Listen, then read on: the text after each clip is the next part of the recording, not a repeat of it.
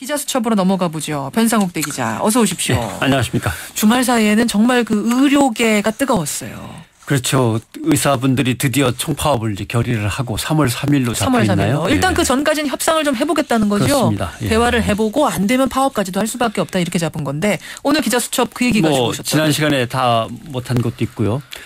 문제는 역시 국민 여론입니다. 의사들이 파업에 들어갔는데 국민 여론이 정말 따갑거나 아프면 접을 수밖에 없는 거고 또는 못 들어갈 수도 있는 거고 그러나 야 이거 의료 민영화 안 되겠다. 의사들의 입장이 타당한 것 같다. 그러면 국민 여론이 이제 높아질 거고 그럼 정부가 이제 밀리게 될 거고 그런데 무엇보다 중요한 거는 국민들이 의료 민영화를 대체 어떻게 이해할 거냐부터 분명히 한 다음에 여론이 형성되어야 되겠죠. 거기에 대해서 일단 조금씩이라도 도움을 드리려고 하는 건데요. 도대체 뭡니까 의료 민영화? 사실 이거부터 궁금해요. 의료 민영화라는 공식적인 개념이 없습니다. 사실 그렇죠.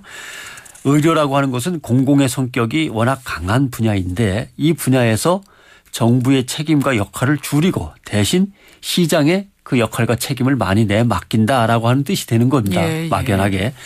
의료시장에서 투자와 또 영리 추구, 이익 추구가 가능하도록 하고 그게 활발해지도록 법과 제도로 보장해 나가는 것도 역시 민영화인 거죠.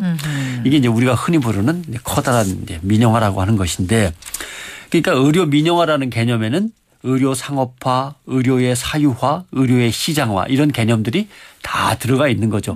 제일 좋은 말로 하는 게 이제 의료 민영화 이제 이렇게 표현을 합니다. 그런데 지금도 말이에요. 병원을 뭐 국가에서 다 경영하는 것도 아니고 개인들이 경영해서 환자 진료하고 돈을 버는 건데 이거하고 의료 민영화하고는 어떻게 차이가 나는 건가요? 거기서 다수의 국민들은 아마 조금 이제 헷갈리시는 부분인 것 같습니다. 우리나라에서 법인이 세운 병원은 영리법인이 아닌 비영리병원법인입니다. 자, 그러면 이제 삼성병원 같은 거 한번 예로 들어보죠. 삼성이라는 개인 그렇죠. 회사가 세운 병원인데 이 병원은 안 되죠. 그렇게 되면. 영리는 추구할 수 없는 거예요. 삼성이 비영리법인을 하나 세워가지고 그 비영리법인이 병원을 세우면 되지만 삼성이 직접 병원을 운영하거나 할 수는 없는 거죠. 그 말을 쉽게 말하면 삼성병원에서 나온 돈은 삼성으로 흘러갈 수는 없는. 그렇죠. 병원 사업 안에서만 해결해야 되는. 이 비영리법인의 병원도 돈을 벌고 더 벌려고 애를 쓰겠지만 말씀하신 대로 병원이 번 돈은 병원 밖으로 못 빠져나갑니다.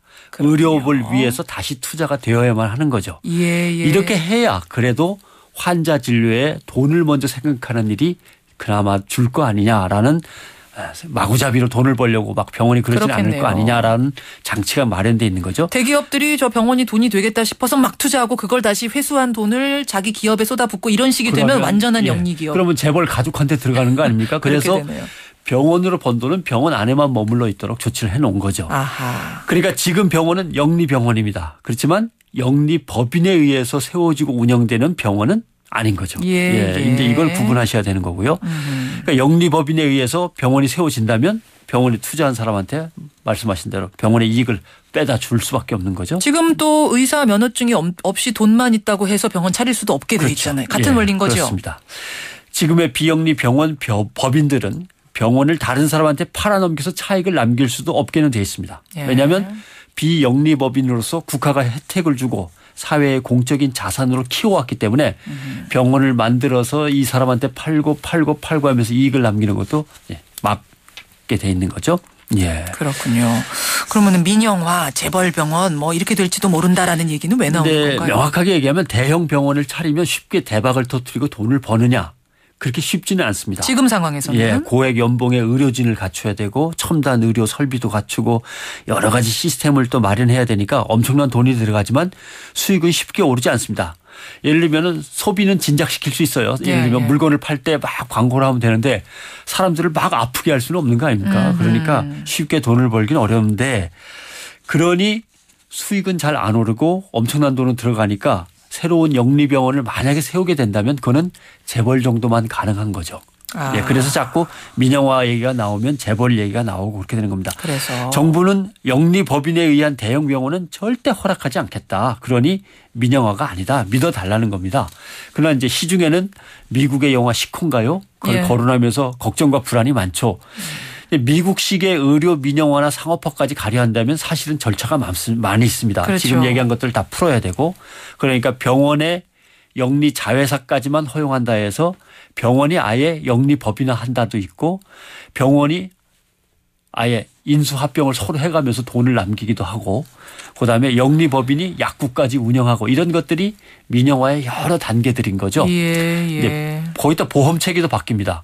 국민건강의료보험이랑 민영의료보험이 서로 경쟁을 하고 병원들이 우리는 국민건강보험 환자 안 받겠다라고 하면은 건강보험 틀석에서 자기네들은 탈퇴해서 나가버리고 뭐 이런 것까지 가능해지면 그게 이제 완벽한 민영화. 의료 민영화인데 정부는 우리는 그런 것까지 아직 까마득하게 남지 않았냐. 이건 민영화가 아니다라고 이제 얘기를 하는 거죠. 정부에서 얘기하는 건 우리는 그저 병원이 숙박업도 할 수 있게 해주겠다. 뭐 그 정도. 뭐 그 정도다. 뭐 꽃이나 팔고 장의 사업이나 하고 뭐 이 정도 하는 거 아니냐 이런 얘기입니다. 병원과 상관이 없는 사업도 할 수 있게 해주겠다. 우린 거기까지만이다라고 얘기하는데 이제 그 선을 언제 넘느냐. 그렇죠. 지금까지 공들인 건강보험 체계를 완전히 허물어뜨리면서 정부가 의료 민영화를 갖다 이렇게까지 막 추진할 가능성은 사실은 별로는 없습니다. 그렇지만 의료 민영화에 해당되는 이 여러 가지 것들 중에 하나를 열기 시작하면 그다음 것도 살짝 열어주고 이렇게 그건 이제 조금씩 갈 가능성은 남아있는 거죠. 그러니까 저는 이게 보면서 철도 민영화 때랑 좀 비슷한 얘기인 것 같아요. 예. 그때도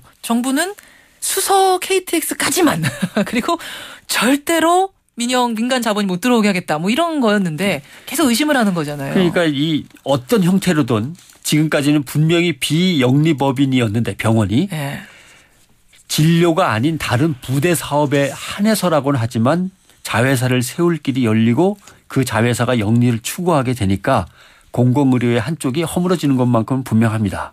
그러니까 자회사 설립 과정에서 외부 자본이 흘러 들어갈 거고 투자자의 위주로 수익을 올려줘야 하니까 의료 상업화에 한 걸음 다가가는 거죠. 그렇겠네요.